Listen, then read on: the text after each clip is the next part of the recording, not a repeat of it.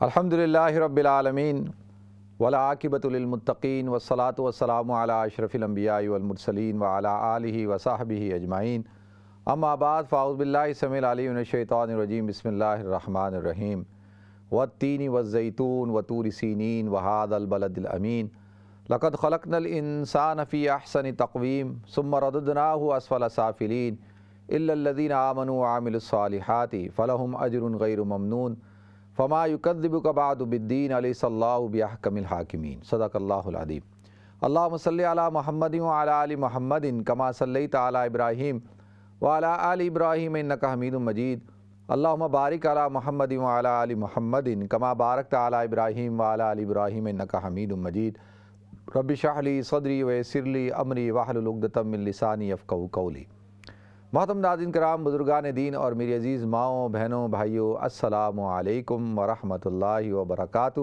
میں آپ کا میزبان عبدالوہاب آپ کو پروگرام گفتگو کے اندر خوش آمدید کرتا ہوں۔ ناظرین، مجھے پورا یقین ہے اللہ رب العزت کی ذات پہ کہ آپ سب حضرات خیریت سے ہوں گے اور یہ ویکینڈ بھی آپ حضرات کا اللہ کی رحمتوں برکتوں کے ساتھ اچھا گزرا ہوگا، اور آئندہ کے لیے بھی پورا کامل یقین ہے اللہ کی ذات پہ کہ اللہ تعالیٰ اپنی رحمتیں برکتیں ہم پر نازل فرمائے گا۔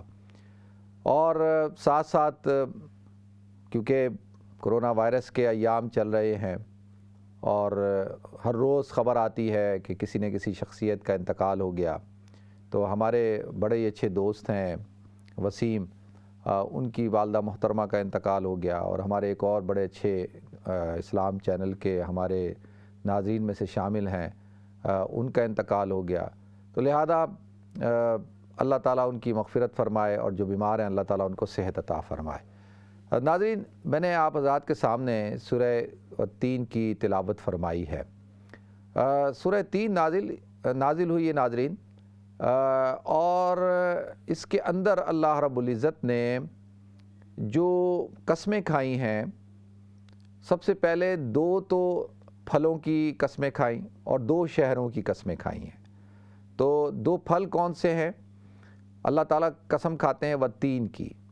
ناظرین، تین کس کو کہتے ہیں؟ تین کہتے ہیں انجیر کو، اور یہ انجیر کا جو پھل ہے یہ بڑا ہی مفید پھل ہے، ذائقہ دار پھل ہے، اور اللہ تعالیٰ نے اس کی قسم کھائی ہے۔ اللہ تعالیٰ جب کسی چیز کی قسم کھاتے ہیں تو دو وجوہات کی بنا پر کھاتے ہیں۔ ایک تو اس چیز کے اندر اگر کسی چیز کی کھا رہے ہیں تو اس میں نفع بہت ہوتا ہے، وہ انسان کے لیے بہت فائدہ مند ہوتی ہے، اور باعتبار نفع کے اللہ تعالیٰ اس کی قسم کھا رہے ہیں۔ دوسری، اگر اللہ تعالیٰ جیسے کسی شہر کی قسم کھاتے ہیں، وہذا البلد الامین کی جو قسم کھائی ہے، لا اقسم بہذا البلد کی جو قسم کھائی ہے، تو وہ اس شہر کے بابرکت ہونے کی قسم کھائی جاتی ہے۔ یا کسی شخصیت کی کھاتے ہیں تو اس شخصیت کے عظیم ہونے کی وجہ سے اللہ تعالیٰ اس کی قسم کھاتے ہیں۔ تو اس سے اس بات کا اظہار ہوتا ہے کہ اللہ تعالیٰ نے اس چیز میں، اس شہر میں، اس جگہ میں، اس شخص میں برکتیں رکھی ہیں، اور یہ بہت ہی عظیم اور مبارک جگہیں ہیں، اشیاء ہیں اور افراد ہیں۔ تو لہذا اسی طرح سے وہ تین کی قسم کھائی۔ تو لہذا ایک تو بظاہر ایک پھل ہے جس کو ہم انجیر کہتے ہیں، اور ذائقہ دار پھل ہے، فائدہ مند ہے، اور یہ واحد پھل ہے ناظرین جس کی پوری کی پوری، یعنی پورے وجود کو، پوری اس کی جو صورت ہے اس کے اندر اگر آپ دیکھیں تو ہر چیز کے اندر اللہ نے نفع رکھا ہے۔ یعنی اس کے اندر کوئی گٹھلی نہیں ہوتی، اس کا کوئی چھلکا نہیں ہوتا، اور یہ جب درخت پہ تیار ہوتا ہے تو اس کو اس وقت شروع میں بھی کھایا جا سکتا ہے، پھر اس کو درخت سے اتار کے فوراً بھی کھایا جا سکتا ہے، پھر اس کو سکھا کے بھی کھایا جا سکتا ہے، اور پھر سکھا لیں تو یہ کافی سالوں تک جو ہے وہ آپ کے پاس رہے گا، اور یہ خراب بھی نہیں ہوگا، اور آپ اس کا استعمال کر سکتے ہیں۔ تو لہذا اس کا چھلکا، اس کا گودا، اس کے اندر کوئی گٹھلی نہیں، ہر مکمل پھل جو ہے وہ استعمال ہوتا ہے، اور ذائقے کے اندر انتہائی لذیذ ہے، اس کی خوشبو، اس کا ذائقہ، اور یہ جسمانی جو عوارض ہیں ان کے لیے بہت مفید ہے، اور جسم کے اندر غذائیت کو مکمل کرتا ہے۔ تو ہر اعتبار سے اس درخت کے اندر اللہ تعالیٰ نے صلاحیتیں رکھی ہیں، اس پھل کے اندر اللہ تعالیٰ نے وہ تمام صفات رکھی ہیں جو کسی بھی ایک مفید پھل کے اندر ہو سکتی ہیں۔ تو لہذا ناظرین، اللہ تعالیٰ نے اس پھل کی قسم کھائی۔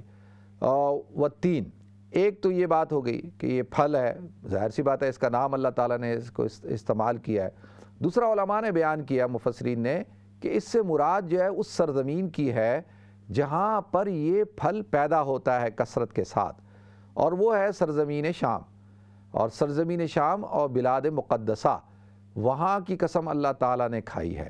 اور اسی اعتبار سے پھر آگے جو اللہ تعالیٰ جو ہے وہ تین و زیتون کی جو قسم کھاتے ہیں، تو زیتون بھی ناظرین ایک پھل ہے، اس کو پھل بھی کہا جاتا ہے، اس کو سبزی بھی کہا جاتا ہے، خضروات میں سے بھی ہے اور اسمار میں سے بھی ہے، تو لہذا اس کا دونوں طرح سے استعمال ہوتا ہے۔ اور یہ پھل انتہائی مفید ہے، اور اس پھل کے اندر اللہ تعالیٰ نے برکتیں رکھی ہیں، اور یہ غذائیت کے اعتبار سے بھی بہت فائدہ مند ہے۔ اور یعنی اگر آپ اس کو ایز سبزی کے طور پہ استعمال کریں، ایز پھل کے طور پہ استعمال کریں، یعنی یہ ہر صورت میں کھایا جاتا ہے۔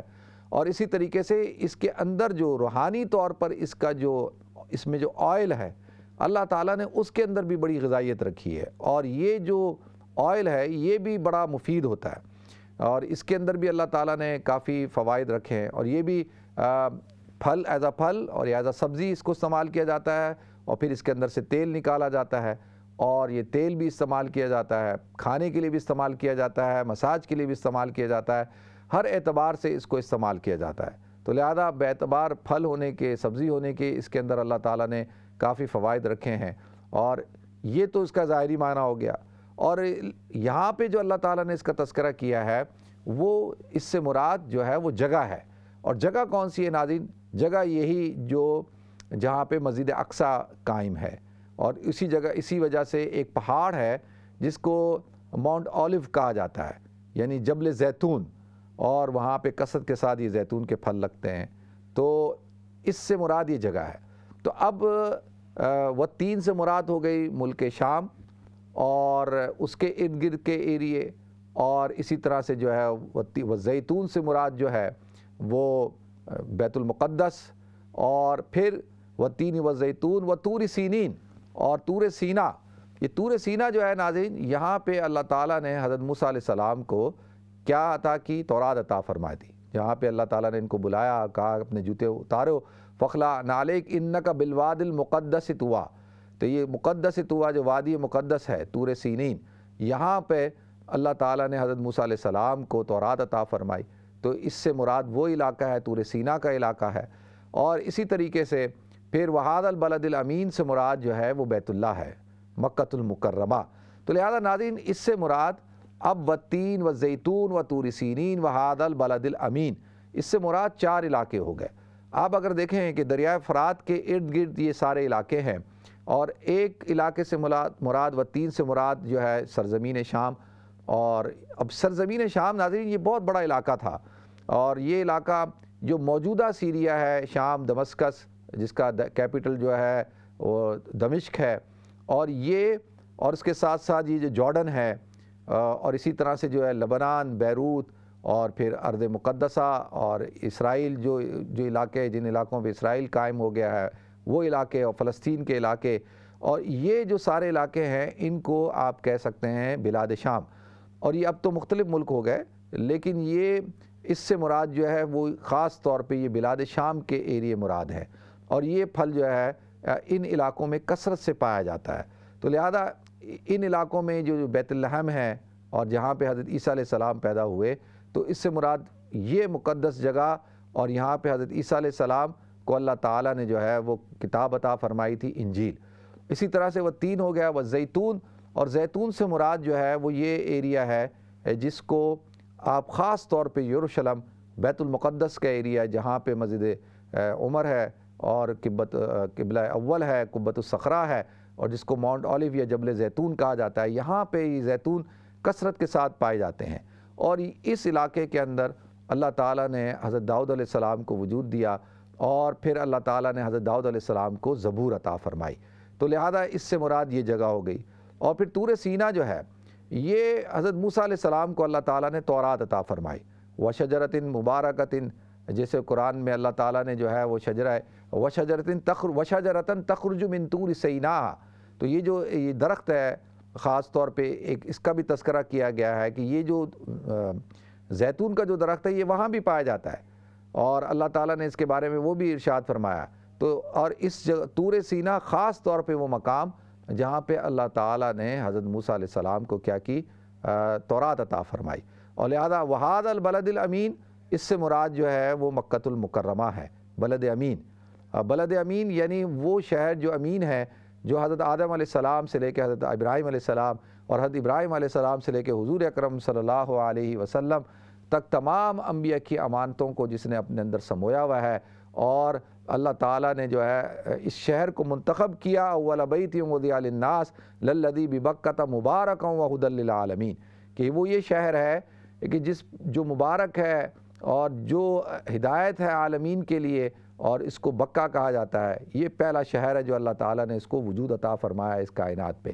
تو لہذا ناظرین, اصل میں اگر دیکھا جائے تو سورہ 3 کے اندر اللہ تعالیٰ نے ان 4 مقامات اور 4 کتابوں کی جو نزول کی جگہیں ہیں ان کو بیان کیا, کیونکہ مکۃ المکرمہ ہی وہ جگہ ہے جہاں پہ قرآن پاک کا نزول شروع ہوا.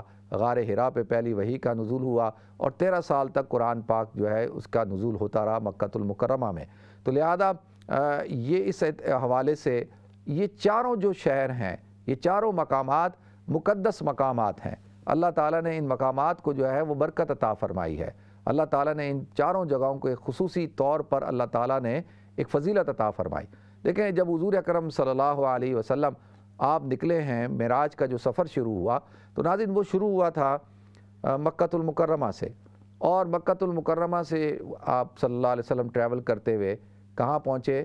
مسجد اقصیٰ پہنچے. یہ آپ کا جو زمینی سفر تھا, اور پھر زمین سے آسمانوں کا سفر جو ہے اس کے بعد شروع ہوا.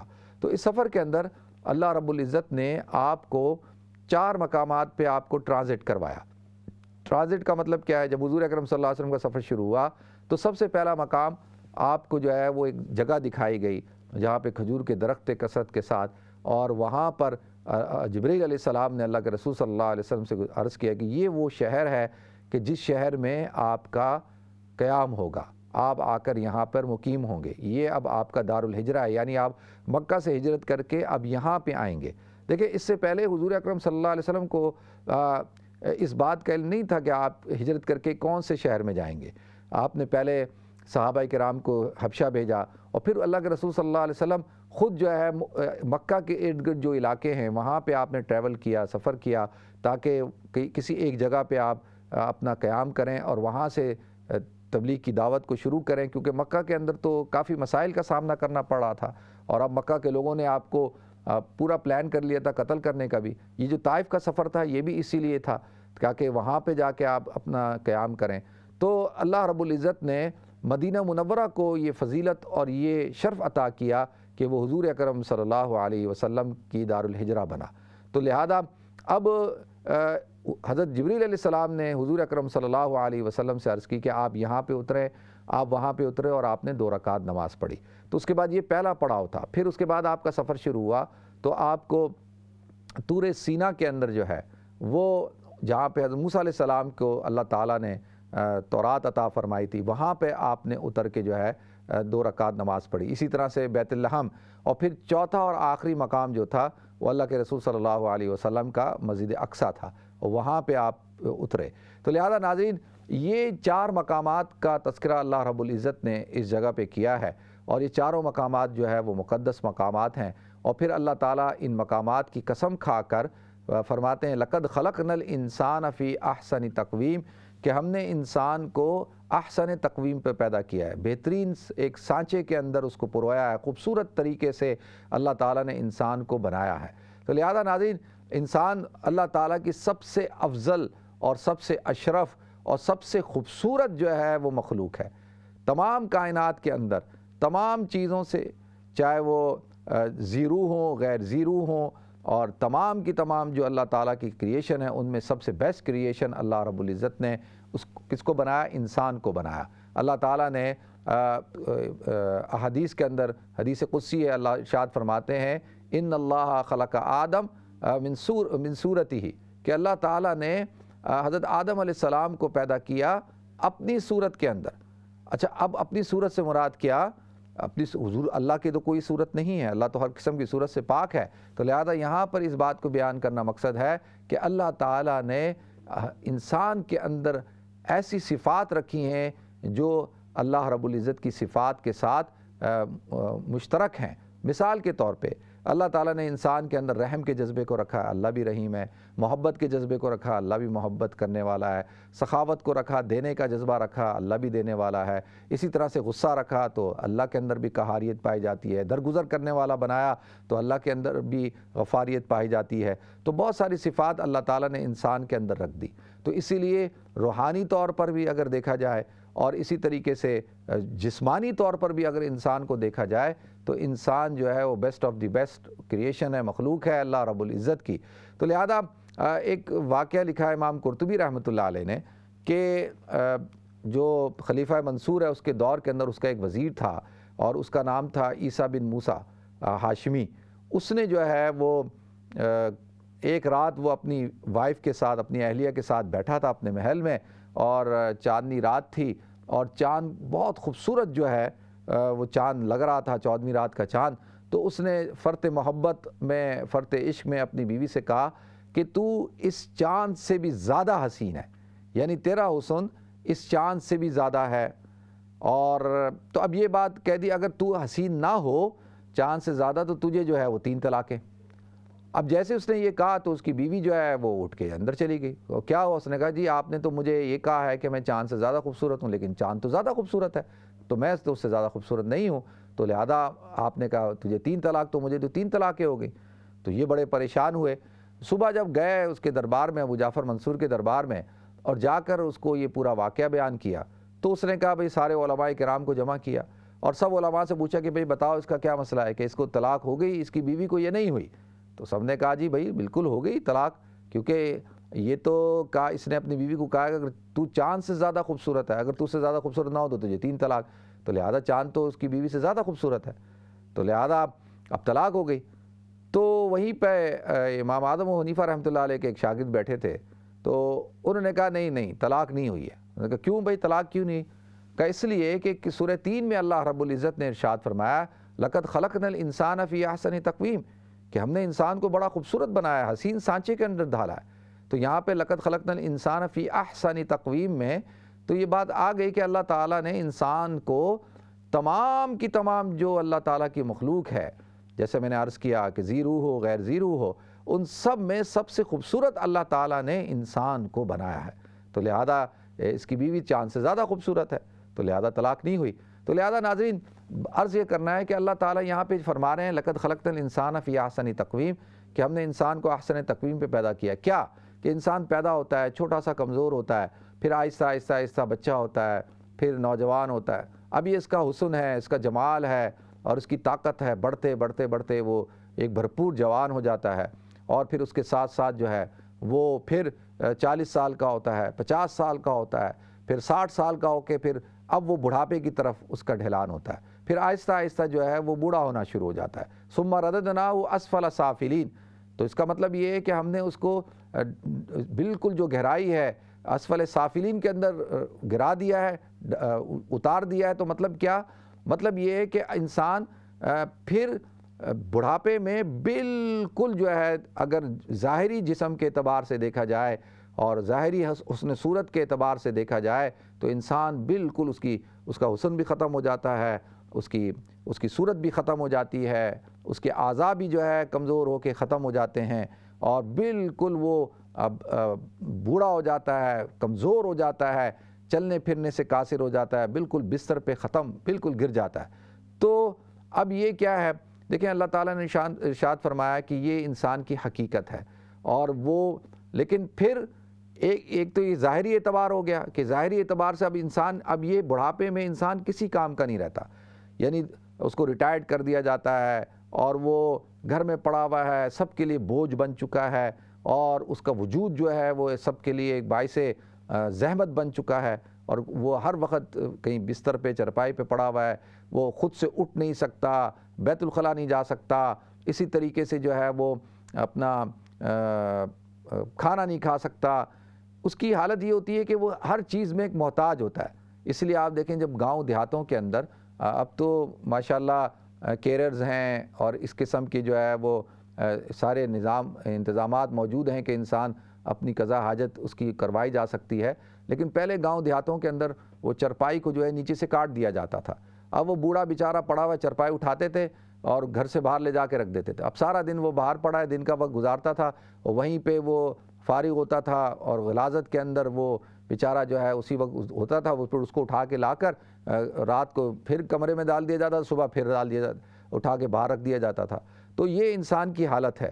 تو اللہ تعالیٰ نے ارشاد فرمایا لیکن وہ الا الذین آمنوا، مگر ایمان والے جو لوگ ہیں، الا الذین آمنوا وعملوا الصالحات، مگر وہ لوگ جو ایمان لائے، جنہوں نے اعمال صالحہ اختیار کیے۔ اگرچہ انسان دنیاوی اعتبار سے دیکھیں اس کا کوئی فائدہ نہیں ہے، ایک بوڑھا آدمی ہے، نہ وہ کاروبار کر سکتا ہے، نہ وہ گھر کا کوئی کام کر سکتا ہے، نہ وہ کھیتی باڑی کر سکتا ہے، نہ وہ وزن اٹھا سکتا ہے، کچھ بھی نہیں کر سکتا، وہ تو محتاج ہے۔ تو دنیاوی اعتبار سے تو اس کو وہ کسی کو اس کا کوئی فائدہ نہیں ہے۔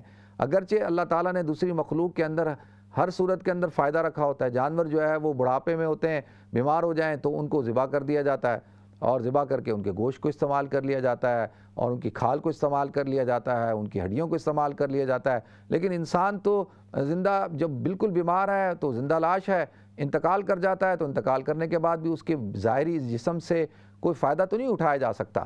ہاں لیکن کیا ایمان والا، الا الذین آمنوا وعملوا الصالحات، مگر وہ لوگ جو ایمان لائے، جنہوں نے اعمال صالحہ اختیار کیے۔ دیکھیں ناظرین، ایک بوڑھا آدمی دنیاوی اعتبار سے تو ناکارہ ہو گیا، جو بالکل جسم کی طور پہ لاغر ہے اور بستر پہ ہے اور بالکل پیرالائز ہو چکا ہے، فالج ہو چکا ہے، وہ کسی قسم کا کوئی کام نہیں کر سکتا، لیکن صرف اور صرف اپنی آخرت کی تیاری کر سکتا ہے۔ وہ کس طور پر کہ وہ لیٹے لیٹے جو ہے زبان سے ذکر کر سکتا ہے، اور لیٹے لیٹے جو ہے جس بھی حالت کے اندر ہے وہ نماز پڑھ سکتا ہے، وہ استغفار کر سکتا ہے، وہ اللہ کا ذکر کر سکتا ہے، اور وہ توبہ کر سکتا ہے۔ اور اسی طرح اللہ کے رسول صلی اللہ علیہ وسلم نے ارشاد فرمایا کہ جو شخص بڑھاپے کے اندر اب ظاہری طور پر اتنی عبادات نہیں کر پا رہا جو وہ عبادات جوانی میں کرتا تھا، تو اس شخص کو اسی طرح سے ثواب ملتا ہے جس طریقے سے جوانی میں عبادت کرنے کا ثواب ملتا ہے۔ تو الا الذین آمنوا وعملوا الصالحات، تو اب ان کے لیے کیا ہے، فلہم اجر غیر ممنون، ان کو بے حساب اللہ تعالیٰ اجر عطا فرماتے ہیں۔ تو لہذا ان کا اجر تو بے حساب ہے ناظرین۔ اللہ تعالیٰ جو ہے ان کے لیے تو مومن کا بڑھاپا بھی اس کے لیے رحمت بن گیا، اخروی اعتبار سے وہ عبادت کر سکتا ہے۔ تو جیسے میں نے عرض کیا کہ وہ بستر پہ ہے، دنیاوی طور پہ کسی کام کا نہیں ہے، لیکن اپنی آخرت کو وہ بنا سکتا ہے، اس وقت میں بھی وہ توبہ کر سکتا ہے۔ تو اللہ تعالیٰ ارشاد فرماتے ہیں کہ پھر ان کو تو اللہ تعالیٰ بے حساب اجر عطا فرماتے ہیں۔ پھر فما یکذبک بعد بالدین الیس اللہ باحکم الحاکمین، اور پھر یہ انسان کیوں جو ہے وہ بدلے کے دن کو جھٹلاتا ہے، جو آخرت یوم جزا کا جو دن ہے اس کو پھر کیوں جھٹلاتا ہے؟ تو دیکھیں یہاں پہ انسان کی ابتدا کو بھی بیان کر دیا، لقد خلقنا الانسان فی احسن تقویم پر، کہ انسان کیسے پیدا ہوا، اس کا وجود نہیں تھا، اللہ تعالیٰ نے اس کو وجود دیا۔ پھر ثم رددنا سے اللہ تعالیٰ نے بیان کیا کہ وہ ختم ہو جائے گا، اللہ دوبارہ اس کو پیدا کریں گے، اس طرف اشارہ کر دیا، آخرت کے دن کی طرف اشارہ کر دیا۔ اور پھر اللہ تعالیٰ نے ارشاد فرمایا الیس اللہ باحکم الحاکمین، کیا اللہ تعالیٰ حاکموں سے بڑا حاکم نہیں ہے، سب سے بڑا حاکم نہیں ہے؟ تو بالکل اللہ تعالیٰ ہی احکم الحاکمین ہے۔ تو حضرت ابو ہریرہ رضی اللہ عنہ ارشاد فرماتے ہیں کہ اس صورت کے اختتام پہ سنت یہ ہے کہ بلا وانا علی ذلک من الشاہدین، کہ یہ ضرور کہنا چاہیے کہ بالکل اللہ تعالیٰ احکم الحاکمین ہے، اور میں اس بات کی شہادت دیتا ہوں کہ انسان خود جو ہے وہ ایک پورے پروسیس سے گزرتا ہے، بچپن سے جوانی، جوانی سے بڑھاپا، بڑھاپے سے بستر مرگ پہ، اور پھر ایک دن اس دنیا سے چلا جاتا ہے۔ تو سب سے بڑا شاہد تو انسان ہی ہے خود اس تمام پروسیس کا۔ اللہ تعالیٰ مجھے آپ کو ہم سب کو عمل کرنے کی توفیق عطا فرمائے۔ وآخر دعوانا الحمدللہ رب العالمین۔ ناظرین ہمیں بریک کی طرف جانا ہے، انشاءاللہ بریک کے بعد حاضر ہوتے ہیں۔ السلام علیکم ورحمۃ اللہ وبرکاتہ۔